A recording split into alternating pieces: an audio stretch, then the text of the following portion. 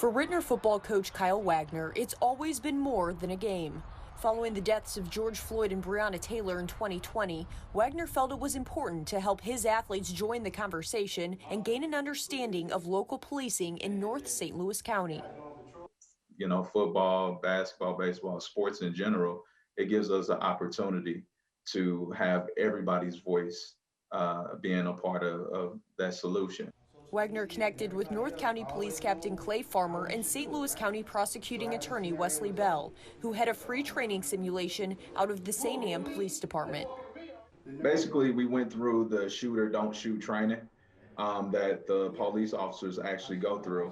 There's scenarios that are up on a screen, and based on our commands or the way that we are standing or where our hands are, he can control the screen and make them react in certain ways.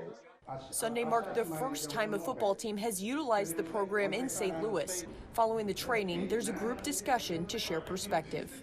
It touched me when they said they wanted to be veterinarians, they want to be architects, they want to be engineers.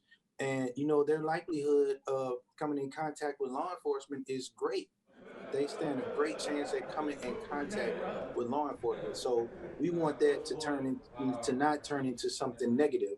Bullets don't fall off of us, right? So we have to. When we get people in the room in a setting that's not confrontational, they're not getting arrested, they're not getting a ticket, and they get to see each other as people, as humans with families and concerns, and hear one another.